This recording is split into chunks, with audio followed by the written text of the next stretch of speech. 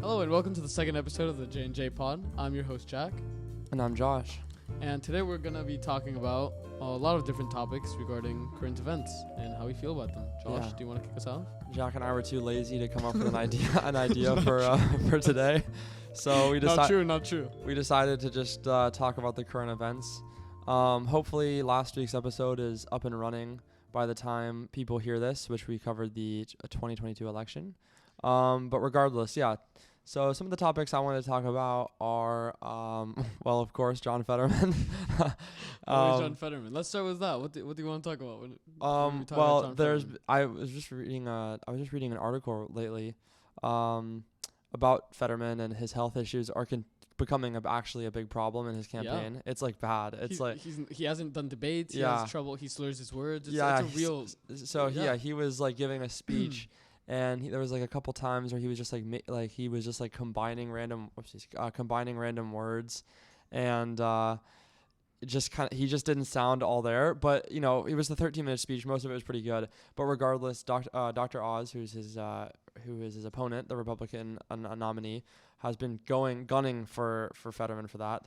And it's starting to be a little bit of a weird kind of thing because there's not too much transparency within the Fetterman campaign about his health problems. They just kind of say, oh, he has health problems, but then he's not going out and speaking. So it'd be interesting to see in the coming months how that affects the election and his polling numbers and stuff. And you know why this kind of stands out to me? Because the Fetterman campaign has shown that they're very good at messaging and showing their own message.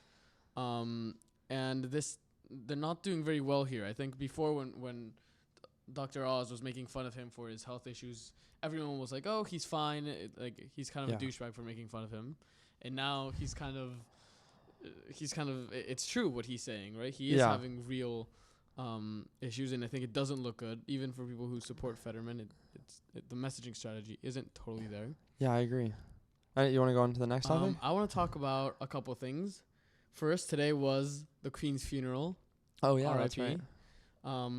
Tons of world leaders attended the funeral. It was ginormous. London was in lockdown. I don't know if you knew this. This was interesting. Because of a variety of reasons, one of them being Heathrow was super overwhelmed with flights. The people, the Crown and whoever managed the funeral service told a lot of the world leaders that they cannot take their motorcades. These world leaders have 20-car motorcades and all this stuff. So a lot of them were bussed together, from the airport to the funeral service. The only one who was not was Biden, of course. But every single one was they were in buses sitting to. Can you imagine being all the Prime Minister leaders, of Poland next to the Prime Minister of Egypt or whatever, just going to. That's kind of a funny thing. Were there any people who were left out? A notable one is Putin. Yeah. He was actually angry because he didn't get an invite, which is, that's not really something you can be mad about. Yeah. So that was interesting. That's interesting. Well, I wanted to kind of get your thoughts on the whole royalty. Well, I just like the institution of British royalty, and a lot of people have anger towards it. There has been a lot of talk about that. I don't know if you have seen the videos of these British citizens lining up for hours to pay respects to the Queen. She was lying in, I don't remember, Buckingham Palace or one of the palaces. I don't know, one of the palaces or castles. So the ordinary people could kind of go and pay their respects. And there's a lot of interviews going around following these people, and they've been in line for hours, and they were ready to wait hours, if not days, and sleep overnight. They brought sleeping bags and change of clothes. David Beckham was in there. He waited 13 hours, and then he started crying. And then so you go. No, all I was gonna say is I think as Americans we don't totally understand what it's like for the Queen to die, right? When we saw she died, we were like, honestly, it was like, oh, we've been expecting this for the past 20 years, right? Yeah. But it's actually a pretty big deal. It's a country in mourning. So, just a fun fact: did you know David Beckham? He tried really hard to get a knighthood, really? And he would donate a bunch to charity, and he had a whole organization, and everything he did revolved around getting a knighthood. I did not know that. And he had I kind of forget. There's somebody who's supposed to be a liaison to him being knighted, right? and he still hadn't been knighted. And so he was like emailing people, or his like assistants or whatever. And he emailed them, and he said, I don't remember if he was talking about the queen or the royalty liaison, but he said he called them an ungrateful C word for not giving him a knighthood yet. So I don't know. He's grasping at straws when he's there. Bit, yeah. Anyways, I thought it was a fun fact. Anyways, I saw, there was a lot of reaction abroad, right? Like in the U.S., interestingly, people were kind of like interested in the queen dying. They were like a little sad. People didn't really care too much, right? But then you look at places like India, where they have a much deeper connection to like contemporary royalty. Yeah. So yeah, there's like a lot of division there, because some people in India, it was like kind of split. A lot of people in India were mourning the queen's death because even though even though the monarchy had a pretty negative effect on India, its cultural, like the United Kingdom's cultural influence on India can't be ignored. So it makes sense that there's a decent amount of people in India who were mourning the queen's death, but there was a lot of people at the same time celebrating it, of course, because of the UK's treatment of India. And to that point, I think a lot of countries, of course, are mourning the death of the queen. She was the monarch who oversaw the largest decolonization of the British Empire. Yeah. So that's something notable. I think in the United States, at least from what I've seen in social media and stuff like that, a lot of people are trashing on the queen. They're tweeting, finally, we hate the monarchy. It seems like, at least again, I'm terminally online. Yeah. That everyone, Americans don't like the queen. They don't like the monarch system. They don't see it as something, to be applauded, or even, when she dies, something to feel sad about. So I thought that was pretty interesting. When in contrast, you see a lot of people in England lining up to pay their respects. Yeah. I kind of wanted to move on to another kind of interesting thing. Let's move on. So yeah, I was interested to get your thoughts. I don't know if you've heard about this, but India has kind of been, because we're talking about India. Yeah. India's kind of been reapproaching its relationship with the Taliban, who currently runs Afghanistan. Interesting. And they're trying to kind of like, it's kind of hard to explain, but they're essentially trying to create a connection with the Taliban, which is weird, right? Because the Taliban has connections to I think Pakistan, which is a rival of India. Yeah. So, and also, of course, most countries aren't going to be too happy with Taliban being in charge of Afghanistan, Taliban being in charge of Afghanistan. But I was curious what you thought about those kind of things, like countries starting to like being forced to recognize Taliban as like a presence in Afghanistan. Yeah. I think that gets to 2 points. One, at what point does the Taliban become the legitimate government? Because they are now the official government of Afghanistan, even though the U.S. and other countries might not recognize them as such, right? At some point, you kind of have to recognize them, or you don't, I guess, but then you have no relationship with a country. Yes, an important country too.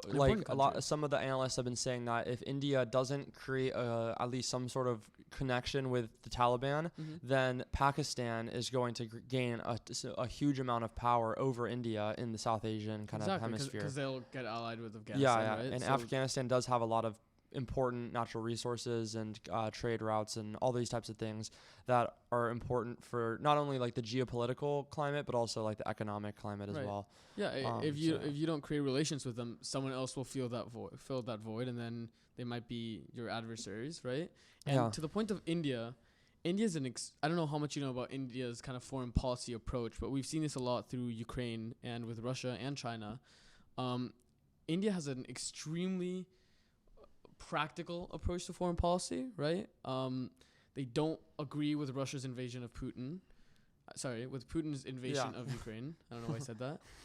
It was a big thing a couple of days ago. There was a meeting it's called the SCO. It's a meeting of a lot of Asian countries.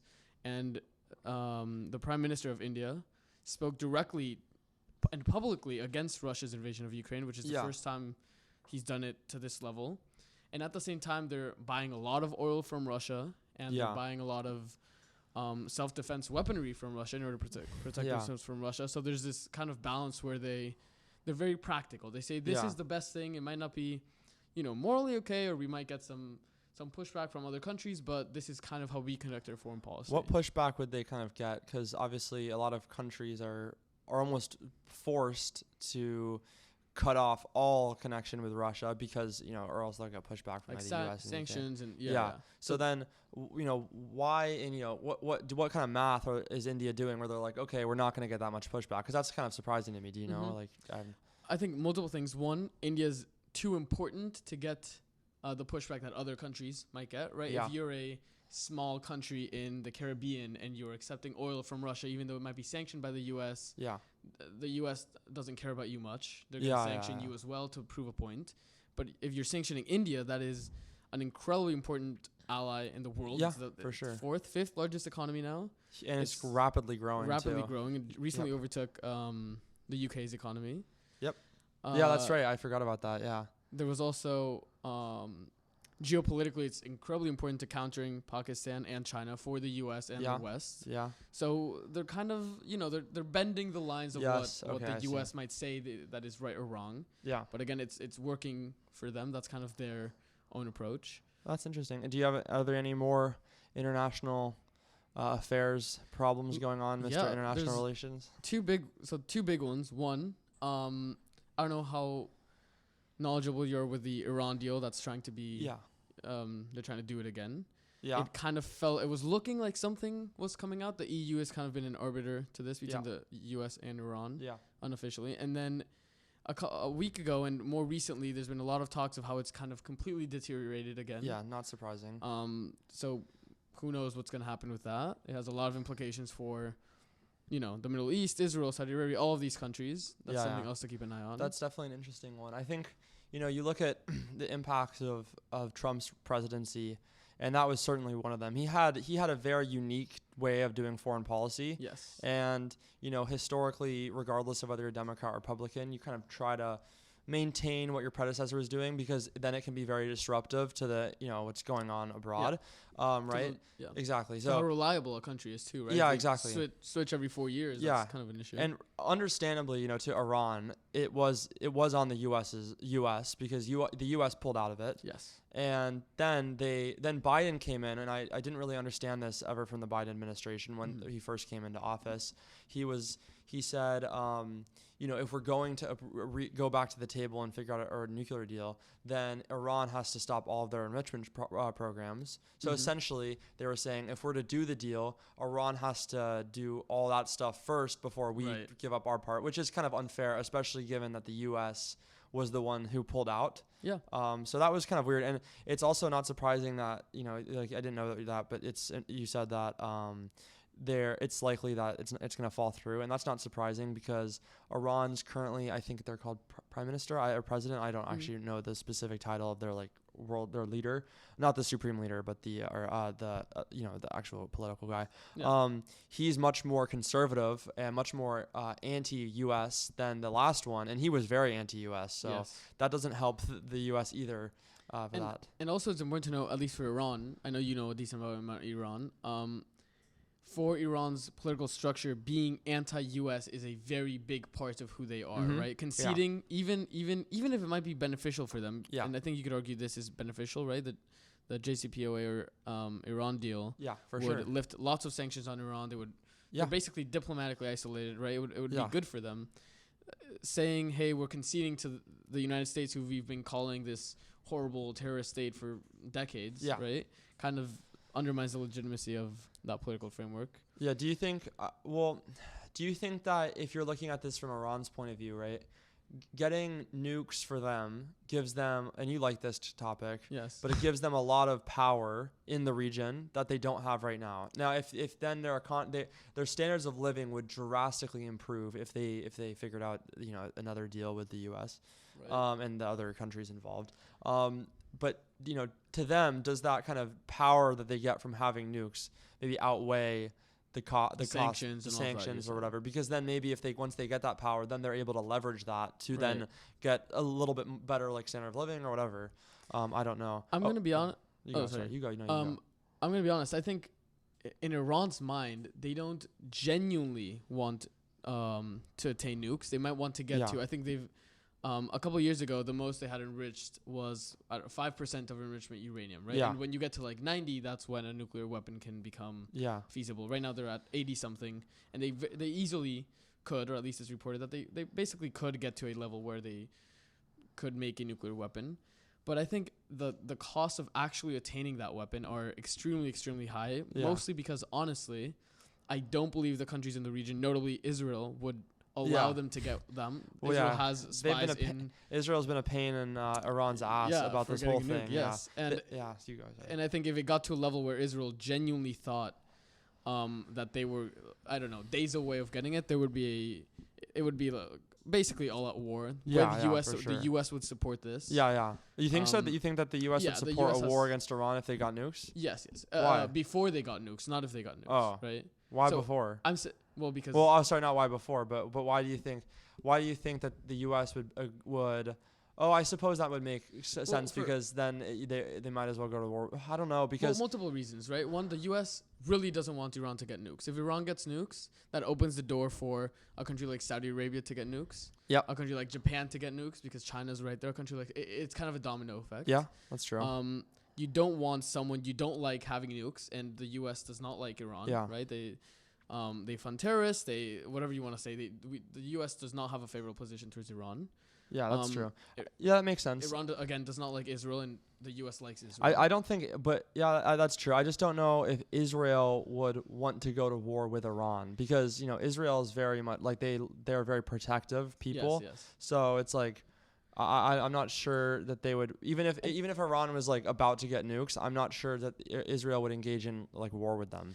You might be right that it wouldn't be a direct war. That would be very difficult. Iran's a big country and mountainous and all these things. Yeah, and there's also country between them, Iran and the U.S. has this, again, like, targeted attacks, right? Israel bombs Iranian locations in Syria every other week, right? I think if it was reasonable to believe that Iran would be getting nukes very closely, they would start doing the same in Iran. This happens every now and then. You hear of a Iranian nuclear facility randomly exploding or getting hacked or something. That's not a coincidence. Sometimes they say a fire broke out, right? You see pictures and there's craters of bombs in the you know what I mean? The craziest one is Israel, like I think it was 3 or 4 years ago. It was like an AI machine gun on the back of a truck, and it killed like a scientist. It killed the head nuclear scientist of Iran, and it was like this crazy like operation. But exactly. They do all this stuff to each other. Definitely something to watch out for. Speaking about Iran, yes, I saw an article where, and I read it. I didn't just see it. About how Iranian women have been Iranians in general have been protesting the Iranian government because a woman, like a 23-year-old lady, was killed in custody by the police because she got arrested for not wearing like the proper clothing attire, proper clothing attire for a woman. And like there's been videos of like women taking off their hijabs and like tossing them around, which is like pretty crazy. Given like it's such a, well, according to Iran, very religious country. They say it's like 98% of people are religious there, but then again, that's from the government, which is likely very inflated numbers. But regardless, it's pretty interesting to see women are starting to kind of show. This is not just this one incident. There's a trend in Iran that women are starting to be a little bit more. They want to kind of wear more free clothing. They want to go out by themselves more, whatever. Like they want more personal freedom. So it's interesting to see kind of how that's kind of affecting Iran and their kind of like domestic policy. Sorry, I'm just reading here. No, I was just gonna say that's something to watch out for. I wanted to move on to the second kind of international affairs topic. And I don't know if you saw this. There was a 60 Minutes interview with Biden that just aired, I think today or yesterday. Yeah, I saw that. He talked about COVID. He talked about all these things. We can circle back to COVID. Yeah. He was asked very directly if there was a chance that China tried to take Taiwan. Would the U.S. help directly? That means putting, quoted, it was men, women, and U.S. forces on the ground. Yeah. And he said yes. In the 60 Minutes interview? Yes, he said yes in the 60 Minutes interview. And this has happened, I think, 4 or 5 times before when he's asked this directly. He said yes, and the White House quickly says that's not really what he meant. It's been seen as a gaffe before, right? While this time, the White House did immediately say that's not really what he meant. We still believe in the one China policy, blah, blah, blah. Yeah, And they then- have to say that. And then a couple hours later, they sent an official kind of statement saying, no, that is actually the White House position. Oh, no. Okay, So wow. for the first time ever, I believe, or at least Oh, yeah, ever, actually. I think I did see this headline about this. Yeah. it's a pretty big deal. No, China that's will. huge, yeah. I haven't seen China's statements yet. They're probably not very happy at all about They this. will push back on that for sure They because will that's push huge. back. That's Yeah. huge because that is showing a distinction. That's like that is really recognizing Taiwan as as separate from China and basically defending them independent. too. Yeah, that's pretty crazy. And it's interesting to see Dark Brandon. he keeps doubling down on these types of things. Yeah. It's interesting. He's very good at foreign policy. Yes. What do you think about this? Do you think this is a good policy decision? Do you think this is a good messaging decision by him or no? Messaging in terms of how the U.S. will normal American citizens will react is honestly they don't care. Yeah, they probably like it. They probably like Yeah. it. We don't like China. Fight Yeah. against China, defend Taiwan. Not that we even know where that is on a map. Yeah. But in terms of actual policy, I don't think that's good. Have you heard the term strategic ambiguity? Do you know what that means? Yeah, I've heard about that. Yeah. That's kind of that's the official strategy we've had towards Taiwan being kind of. There's this thing called the one China policy, which the U.S. adheres to. It says, hey, China, the mainland China is the only China. Yet at the same time, we kind of support Taiwan, right? We don't have official diplomatic. We don't want to talk about this too much, Jack. We don't. We'll because talk about this another time. We want to save this topic for for a whole episode. So let's completely run over that. Is that the last foreign policy thing you had? I had one more thing to say about Biden's statement on 60 Minutes. We talked about this earlier in the day. He basically claimed victory over COVID. Yeah, he said COVID is over. Finally. There are still, 500 deaths a day. My question for you is, well, two questions. One is, I think he should have claimed victory over COVID months ago. Yeah, I agree. There really wasn't a fourth or fifth wave or whatever you want to call it now. I don't know how many waves we've had. Yeah, that people were expecting. To be fair, I think the deaths were higher. Like 4 or 5 months ago, but also there's always the possibility, right, 4 or 5 months ago, of another COVID strain coming back, and then he doesn't want that slapped in his face. So I think it does make sense for him to kind of wait on claiming victory over it. But yeah, I do agree that if he claimed that's the one side of it. The other side is if he claimed victory early, more people probably would have cared. Right, because now everyone's in their mind kind of concluded that the pandemic is over, like you said, like 4 or 5 months ago. Right. So now it doesn't really hold much weight. That's exactly what I believe. So yeah, I don't know. It'd be interesting to see how, because voters, the main way people go out and vote is how are my material conditions improved or gotten worse since I last was in the voting booth, right? And undoubtedly, if they go into the 2022 or 2024, most Americans, their material conditions are better because the pandemic is over. Okay. But I'm not sure if now, because that's usually how they vote. I'd be interested to see if it matters now, because if people are going to say, well, when Trump was president and when I was about to vote for Biden, things were really bad, and now I can go out, I can have fun with my family, I'm making a little bit more money, whatever.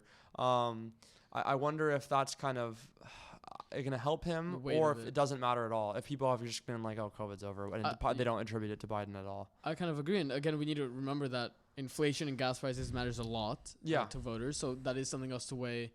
Sure, maybe COVID is gone, but when I buy groceries, it's I don't know, a third more expensive or whatever, which people do see, right? Yeah. For that statement also where he claimed victory over COVID, I'm interested to see. I haven't had much time to see this. The Republican reaction to this, right? A lot of Republicans in the Republican Party, were very and still are very against mask mandates and social distancing and all these kind of health-related policies. Now that he has kind of claimed victory over the pandemic, but there's still 500 people dying a day, will they say, how can he do this when our fellow Americans keep dying? I don't know if that's the messaging strategy they will go for. Or they're just going to kind of say nothing? They're just going to ignore it? From what I can tell, yes, you're right. It might. We'll see in the next. We'll come back to this maybe next week, because that's a good question.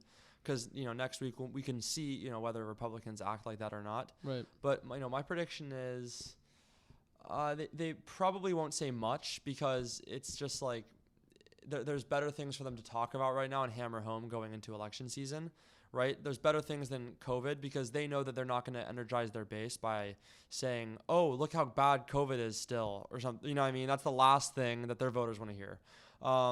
So I think that's a good question, but I'm probably going to assume that Republicans aren't going to hammer that home. And I will say, speaking kind of on that subject, is you see Lindsey Graham, he's trying to introduce a bill right now which bans women or doctors from performing abortions that are on women who are 15 weeks in. Yeah, 15 weeks into their pregnancy. Mm-hmm. And a lot of GOP members have been pushing for him to abandon it because they're saying, well, look, it's not. We have lost a ton of ground in the congressional races because of abortion. So by us pushing this in the next couple weeks, going into the election or months going into going into the election season, this is going to hurt us if you keep pushing this. Yeah. But he's standing firm and he wants to do it. So maybe I don't actually know why he's doing that. It seems pretty poor tactical decision, but yeah. Well, it's also important to realize that maybe his own constituents might agree with that, right? But see, Lindsey Graham is he's big enough of he's more of a national figure. Yeah, he's big enough of a politician where he shouldn't have to worry that much about. Well, to be fair, during the 2020 election, he had a pretty big race against him, but he's big enough where he doesn't really have to worry too much about his constituents there in that kind of thing, and he should be caring more about the GOP's total take on abortion, right? He should be caring more about how him pushing that bill is going to affect the Republicans than it should about his own party, in his own state or whatever. Yeah, I agree with that. Yeah. If you don't have another topic, I want to talk about something interesting. Today there was a 7.6 magnitude earthquake in Mexico, right? My beloved home. Yeah. What's interesting about this is the date of which it happened, September 19th. So in 1985, there was a ginormous earthquake in Mexico. I believe the biggest one, at least in the last, something like 200 years, that killed somewhere from 6,000 to 45,000 people. It was a very big deal. Buildings fell down.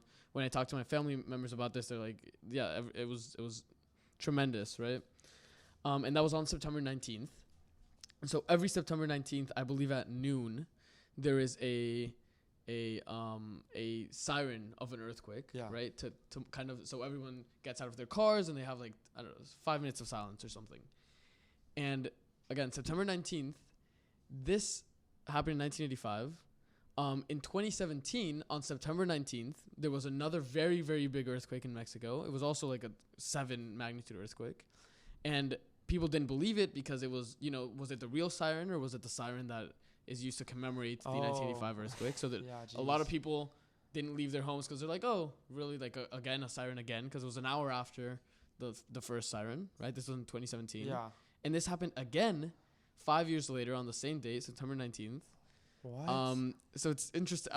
I find it very interesting. I mean, it's obviously a coincidence, but at some point, if it's happening, every couple of years, is it really a coincidence? People say it could be like a tectonic plates move every. I don't know. Every 5 years on the same day. I'm not sure about that. That's really. And so but how many people got hurt? Was it? Right now, not as many. There's been one confirmed dead. There's been, people casualties nowhere near as bad as the 1985 one. But still, that's a really terrible way to. That's a terrible way, and also that's just scary too, right? Yeah, no, there's a lot of earthquakes there all the time, but I found it interesting that it was on the same date, and that this is something that kind of happens. Have you ever experienced an earthquake? Have I ever experienced an earthquake? I did once in Taiwan when I lived in Taiwan. Really, in Taiwan? Some guy fell. The only death was a guy who fell off a ladder. He was a construction worker, and remember I was really scared. I was a little. Well, boy. You were young, right? You were 2 years old. I had to leave school early. I didn't even feel it really. I don't know. We've had a decent amount of earthquakes in Mexico. I'm trying to remember some where there was I remember being at a dinner table and there was some kind of chandelier and the chandelier was swinging back and forth, and we had to get under the table and that kind of thing. Yeah. We don't even.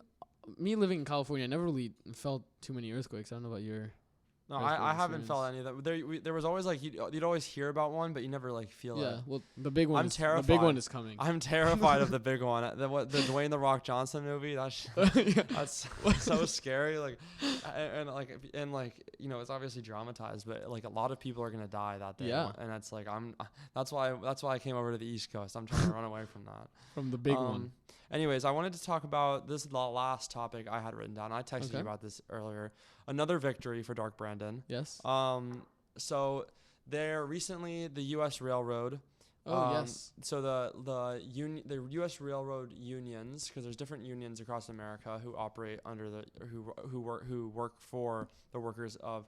Or represent the workers of the U.S. Railroad, and they were planning on doing a collective strike to have their pay raised and have a couple like other. I think they wanted health insurance improvements, and it was looking like there was going to be zero, like people were just going to be there was going to be zero concession, and they were going to come in and they were just going to strike, and then like the whole U.S. railroad system would have gone down, which would have really been bad for like a lot of like transportation of goods and stuff like that, right?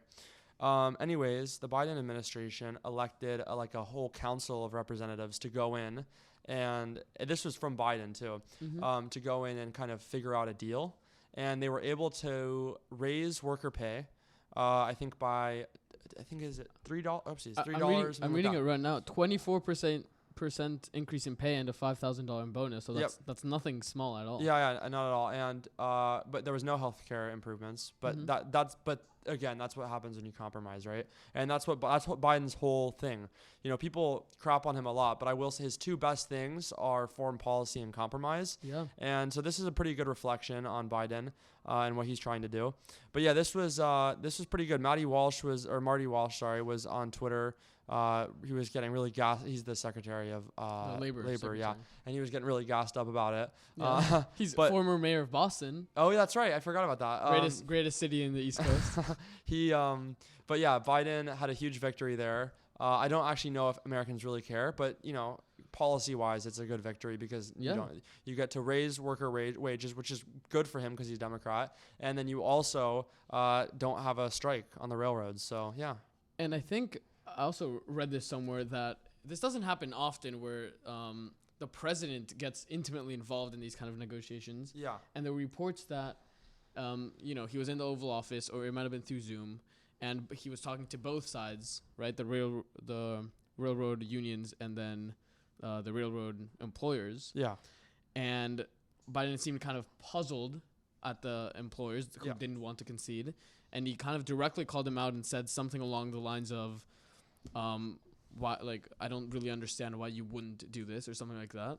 And again, that's a pretty big deal. The president doesn't really speak out on these kind of things this directly and intimately involved. Yeah, he was like tweeting about it and stuff too. Yeah, talking about how it's a huge win. But yeah, I don't know. Again, I don't know. People might be bored even hearing about this. People might be like, oh, whatever, U.S. Railroad. But, you know, whatever. Yeah. I think it's interesting. I think it impacts a lot of people, right? I don't know it does. The numbers, but I mean, there's thousands of workers. Yes, yeah. And again, it's like a huge way of transporting goods. Anyways, do you have anything? I have another thing, too, about Biden. Let's go. Hit me. Yeah. So, Biden, this has been the legacy of Mr. Obama. Who I recently saw the portrait of in the MFA. But anyways, Biden is trying to close Guantanamo Bay, which was what Obama, I remember when I was a little kid, for some reason, it was like Guantanamo Bay was like this huge, it was a ginormous galactic empire. Like there was like 50,000 people locked up, and it was only like 200 people, 200 very bad people, but 200 people. And he was trying to close Guantanamo Bay because he said it was like, to be honest, I don't really remember why he cared so much. I think it was just like American people like didn't like it or something, and also like it was like he had to pay for it. I don't really remember. I think it's it's multiple things. One, yes, you have to pay for it. It's in a it's weird that it's in a foreign country because you're allowed to torture in a foreign country. Yeah, right? That's why it's there. Yeah. I don't know what these images were called. There's some very famous images that were leaked after 9/11 because Guantanamo was established afterwards, and they started putting a lot of people in there and torturing them and taking pictures of them naked while electrocuting them, like a very not okay things. That was during the Bush administration. Yes, during the Bush administration. So I think there was a lot of blowback from That's what it was. That's why people cared. Yeah, and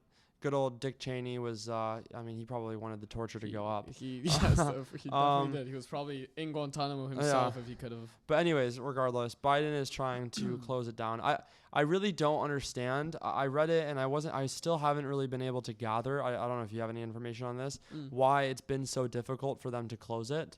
I think it's like so Obama did like an executive. I read this. So Obama did an executive order 2 days into office to close it down, but then it hit Congress or something, and like there's all these like congressional blocks where like Republicans won't close it down or something like that. Yeah. So and I don't know if Biden's going to be able to work something out that Obama wasn't. I know Obama was able to decrease the number of people in there by like 150, 200, something like that. Yeah. But yeah, that's interesting.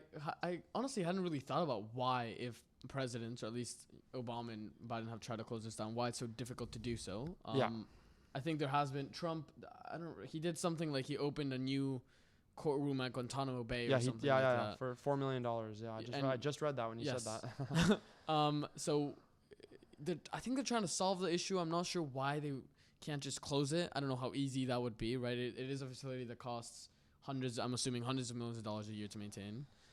It's weird. The Republican Party is seen as a party of law and order, and you don't want to be soft on terrorism by that's what it is. By saying, hey, look, what are we doing with these terrorists? They did all these heinous acts, and now we're just gonna put them in the same prison as someone who smoked weed or something. It must be a messaging thing, because like realistically, right, it would probably be cheaper for Republicans to like, because Republicans I don't think they actually care about like torturing them or whatever. So it would be much cheaper for them to like open up a really like high security, or not cheaper, but they could open up or transport these people who are in Guantanamo Bay to a new, in like U.S. location. Yeah. But instead they want to like keep spending all this money, like maintaining and then improving it as well. And it must be, I don't know the data on this. I'll look into this later, or Brady, if you want to look it up.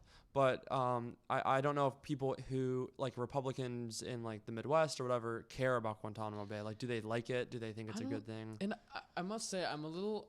So I know there's a lot of talk of, is torture good or bad? Does it actually like get the results you want? A lot of research studies show it doesn't actually work, because they either lie to you, or they're so tortured they don't even know what they're saying. Right? I wonder if there has been concrete evidence that the CIA or whoever runs the Guantanamo Bay, and they're kind of lobbying and saying, look, we actually do need this because X, Y, and Z. When we tortured this person, we were able to avoid this mass terrorism event or whatever. So there might be some within like the Department of Defense and the CIA and all these services that are lobbying against it being closed. I don't know. I think it would be beneficial for it to be closed, as the U.S. loves to market itself as a human rights and democracy thing. That's what it is, right? That's what is seen by the world. And then you have the Guantanamo Bay prison right there. So I don't know. Well, it depends on you said that's how it's seen by the world. It depends on who you're asking. I think that is that. I think it's. It depends. It depends which group of people you're going to. To be fair, for our allies at least. Yeah, for our allies. Yeah. Do you have any other topics you want to touch on? No, I don't. Do you have any more? No. Really? Brady, do you have any Twitter topics that are? Come on, Brady, give us one. We gave you that. We gave Brady a homework assignment to give us a topic that he didn't do. And he didn't do. It's okay. Yes. Give anyone. Show us. Do you want to see the Ron DeSantis Gavin Newsom debate? Oh, that's a great great topic, one. Brady. So yeah. So let's explain a little bit what's going on. Gavin Newsom, governor of California, he's a national figure now. Over the past couple of years, especially in the last 3 months, he's been trying very hard to get his name out there, and he has ads talking about things that don't even relate to his state. DeSantis does the same thing, governor of Florida. They're they're like the opposites of each other.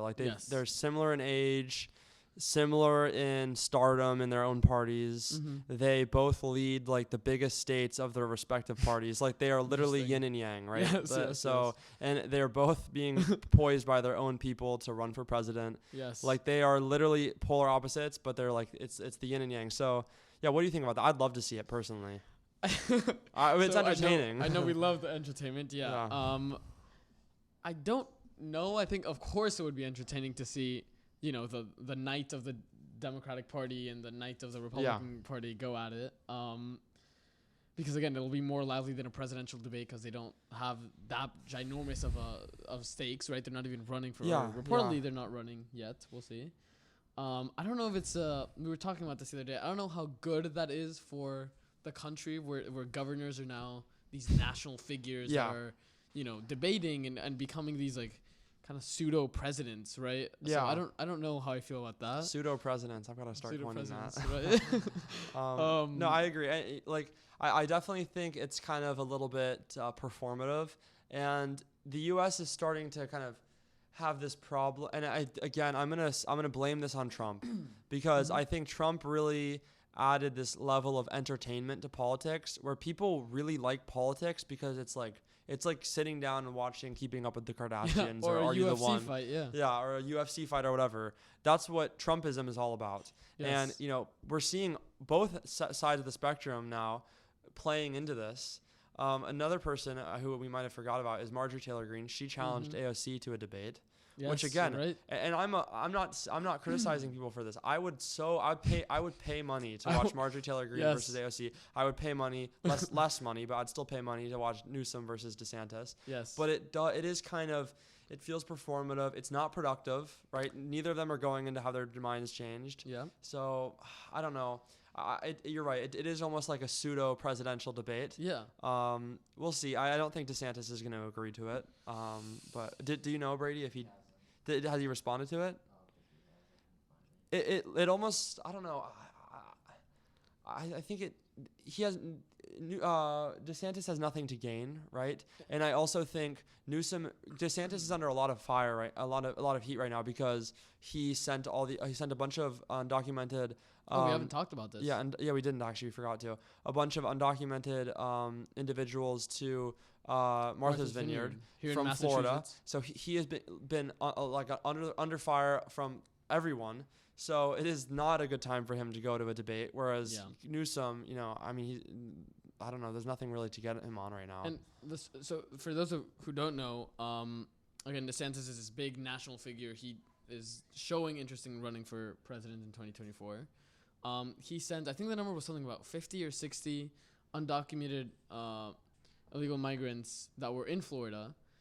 Were they in Texas? They might have been in Texas as well. I might be. I don't know. I I don't actually know. But so he found these undocumented workers, I believe, in Florida, and sent them to Martha's Vineyard, and to kind of show, look, there's all these undocumented migrants here. How about you deal with them up in the East Coast states, right? That's kind of how he wanted to market it. I don't know if you saw the pamphlet he gave to the undocumented workers about this. It said something like, when you go to Boston, you will get jobs and food and everything will be great for you, right? So he pretty blatantly lied to them. The documented workers got there and had there was no food, there was nothing for them. All these terrible, people had to create GoFundMe places and open up their homes and kind of figure out how to give them hot meals. So I don't know if that stunt worked for them or not. It definitely didn't. It didn't look good on them, and I didn't see any Republicans championing it around. So I don't think it was a wise decision by him. But I'll just say I don't blame DeSantis for not taking that debate. Right? Like if you had gone to Newsom, what is it? A year and a half ago. If you got to Newsom a year and a half ago, was saying I want to debate you, he wouldn't have taken that because he was under fire for COVID stuff. Yes. So yeah, but we probably won't see that. But that was a great topic from Mr. Munnerlyn, our very own Jamie. Thank you. Thank you Jamie very much. Munnerlyn. So yeah, that's all the topics. That was kind of apologies. It was a little bit of scattered around, right? It wasn't too structured. But that's what happens when we're lazy. So I know we've both been very busy with. I've been very busy with school, but yeah, we're still keeping up on the news for our many thousands, millions of listeners worldwide. Billions even. I like that. We should be talking about current events more to keep our billions of listeners informed. Yeah. That's all for today. Thank you for listening to the J&J Pod, and have a great day. See ya.